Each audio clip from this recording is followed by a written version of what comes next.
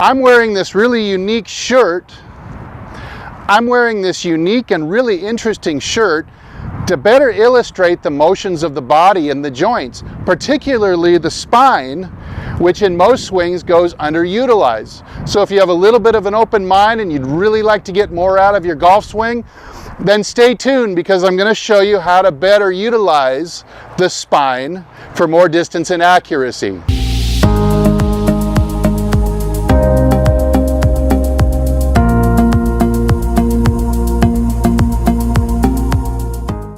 Hey, this is Steve with HitItLonger.com. I'm on a journey to hit it longer and straighter off the tee, longer and straighter all the way to the green.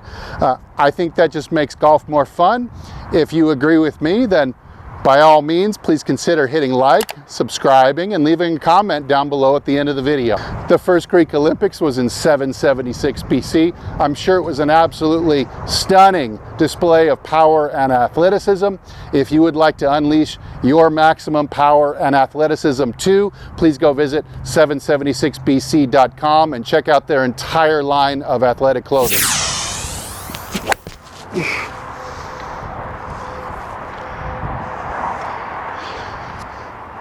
So the body has a number of joints, skeletal joints in it. You've got pairs of wrists, elbows, shoulders, hips, knees, and ankles. But most of us, we underutilize the spine, which can be considered one really long joint, probably the longest lever in your body, but we're not using it to maximize the leverage that can be obtained by using it at its peak. So most golfers, even some of the best golfers in the world, they're only using the spine more just as an axle, where a wheel just spins around an axle, but they're not necessarily using it as a lever and an axle. Using it as a lever is going to give us that added leverage that is not only going to power our shots further down the fairway with less effort, but also it's going to allow the body to wind and unwind more on plane so that you can hit the ball straighter as well. So it's been written in many golf instruction books over the years and instructed by many golf instructors over the years that the hip should operate like they're turning inside a barrel. So they tell you to turn your hips 45 degrees and then turn your hips 45 degrees this way. So overall, we would call that motion simply the spine turning like it's an axle. So the body is just revolving around the spine, but the spine is staying fairly upright. Upright meaning straight up and down on this plane. Of course, we're going to have a forward bend of about 30 degrees this way. Now, what seems to be the big variable in golf teaching is how much on the downswing we're going to utilize the spine as a lever. So some instructors would tell you to shift over to the left and create this secondary tilt of the spine, as you can see in the stripe of the shirt, how the base of my neck is staying in between my feet while my belt buckle is getting on top of my left heel. I'm in a 1 foot balance and I have this very specific tilt. So in that manner, a lot of instructors will be telling you to shift. Now, that's not everybody. I've seen a lot of instruction trends these days where they call that a slide, and a slide is no good, and instead you should be sitting and turning this way, which of course you can see the spine here on the shirt is just rotating, but it's not creating an angle. What I propose, because I like symmetry in a swing for the most consistency, so what I propose is that whatever you're going to do this way, you wind up in the opposite way. So this is the way you can get double the leverage out of your spine. We've already seen best case scenario where you're posting up to the left.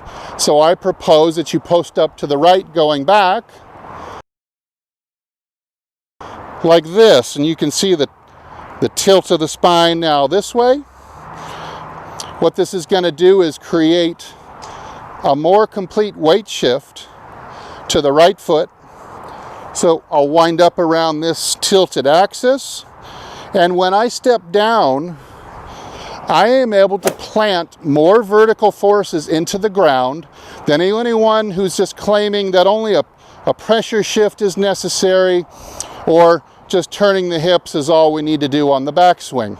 The advantage of being able to put more vertical forces down through the left heel into the ground creates a better brace to hit against, but it also is now known that it allows the body to rotate faster.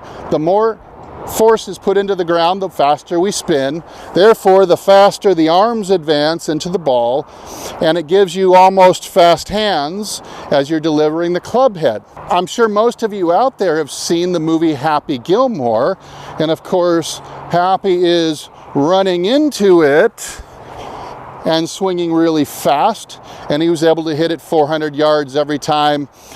That idea actually has merit to it, as they've shown in like episodes of Sports Science with Padraig Harrington as one notable example. He was able to pick up 6 to 8 miles an hour just almost instantly by doing a run-up. Why is the run-up faster? Well, you've got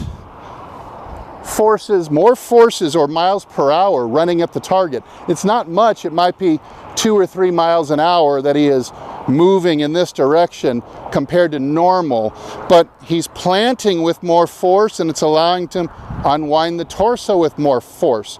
So what I'm proposing, that I'm shifting this lower spine into a tilt to get to a right foot balance. It's basically the closest thing you can get to Happy Gilmore without moving your feet out of position. This is like a running start. When I get this way, I feel like I can make a running start at the downswing. My left hip turns into a wrecking ball. I wind up the wrecking ball and bam! I could knock over a 300-pound guy right on his rear end, no problem. I know this because I've had 90-pound women do that motion to me with vigor, and they can knock me right off and over onto my butt. So with this symmetry, not only are you doubling the amount of leverage that the spine can output, potentially maximizing it, but you're also going to find yourself winding and unwinding on plane, which I'm going to show you in a little bit. So first, let me hit a couple shots from a few angles. Using the shirt, you'll be able to really clearly see the action of my spine as I'm leveraging like an A-frame back and forth, or a pendulum swing this way from the base of my neck down to my tailbone. It's going to be swinging back and forth, and I'm going to hit some pretty strong shots, I hope.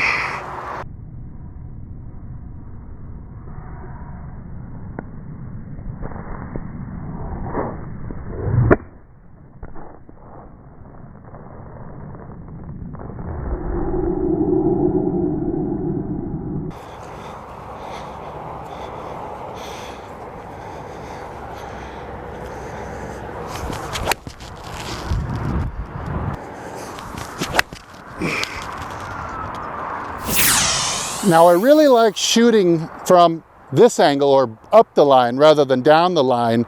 For now you get to see the axis or the plane of the shoulders and hips that's created. Along with the extra leverage for distance, you're also going to see I've got now the correct combination of tilt to turn. So if you were just going to turn your hips on the way back like this, see, I'm not on the right axis anymore to hit the ball. I'm going to have to recover by doing a kind of a reverse spin back the other way, And now I've kind of negated that extra leverage because I'm back to spinning inside the barrel again. I'm not getting that two-way leverage that the spine can give us by swinging freely. However, watch as I go into the pivot motion and get the spine swinging to the right. It's going to go taller as my left hip goes lower and orbits down and around the posting right hip in order to give me the correct combination of tilt and turn to keep this club head moving on a perfect arc this way. Now when I come back down again, I do a symmetrical move. I just swing over, swing the spine to the left, post the left hip, and the club face goes right on its way around the arc with the face square to the arc, and the two halves match, so it really feels like I can repeat that swing over and over and over again because I have no recovery from backswing to downswing. I don't need to make up a gap like I might have to. In other words, Mike Austin, my teacher, used to say there's no wobble in the wheel. So an example of a wobble in the wheel might be go back flat and have to steepen on the way through. You can see there's a wobble in the wheel, but this way, the right amount of tilt to turn, and I'm just doing a symmetrical, simple motion back and through. Let me hit a couple from this angle. And look for the tilting, turning combination.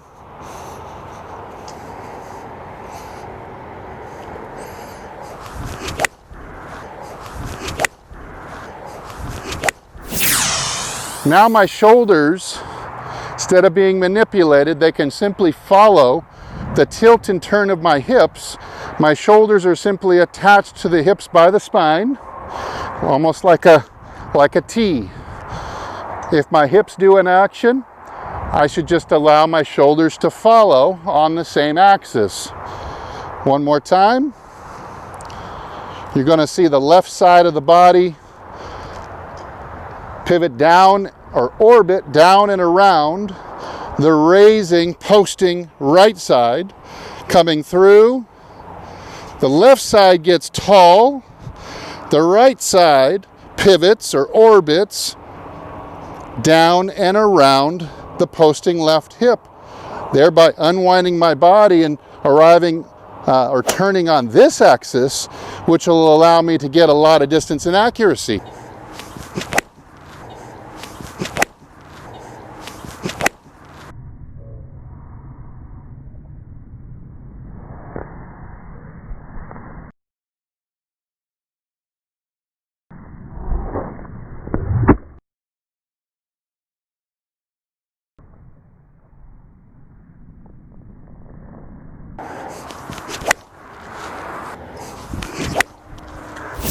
Okay, so using this chair as a grid, let's talk about the basic motions that will allow you to unlock the spine and use it as a two-way lever, first to get the weight wound up and establish the correct axis on which to turn, and also stepping over and doing a symmetrically opposite move, moving to the left in the downswing to unwind the torso and step down into the ground for more power. Okay, so I'm going to do, you'll see on the chair, you can see maybe a little bit of the end of the chair here. I'm going to show you how to go back. I'm going to take the right hip and butt cheek, and I'm going to make absolutely a lateral move, not lock it in like so many other people are telling you, but I'm going to go free with it. I'm going to let it move free, and I'm going to slide it over into the post so that my belt buckle gets more on top of my right heel, and I establish a tilt. You can see on the shirt how my spine is now tilted, and my spine in essence extends down into my right knee. This is kind of an A-frame effect. Next, I'm going to flex my knee towards the camera until it feels natural for my heel to start to lift. So keep flexing the knee until the heel slightly lifts. Again, this is all about freedom, not being locked in with the hips and the knees tight and trying to do all the winding with the upper body, but being free with your motion. The third motion I'm going to do is a roll in of the ankle, just like that. So together, and again, I'm going to leave off some of this chair. You'll see me cover it in the pivot, just like that. And you're going to allow your torso to wind. It'll respond to the lower body by winding.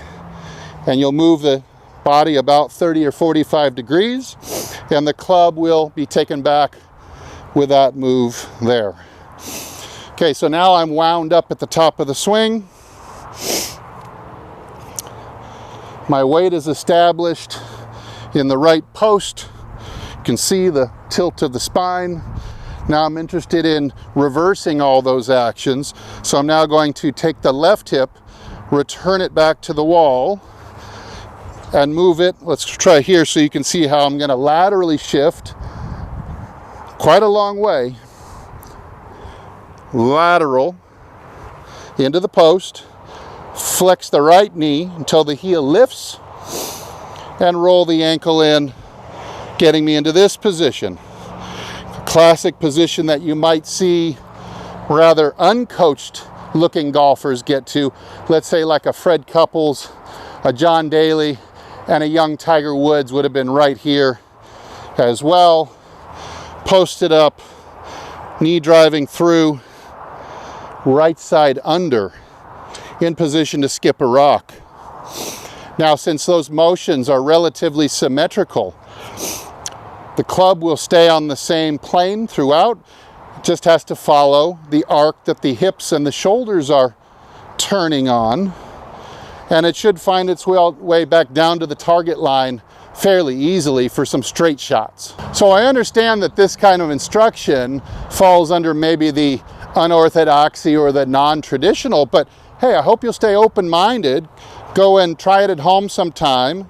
Practice winding up this way. The hips are not going to turn as much as you normally would be doing this way, but rather you're posting them to the right as you're turning them to get more tilt on the shoulders and a greater shift of weight to the right as you go back.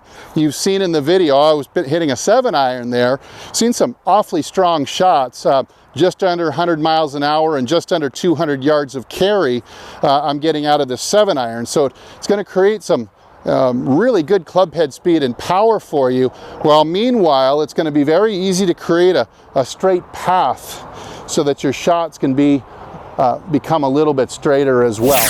Hey, thanks for watching. I'm going to go back and practice a little bit more working on the tilting and turning of my spine. But as always, if I don't see you in the next video, I sure hope I see you longer and straighter down the fairway.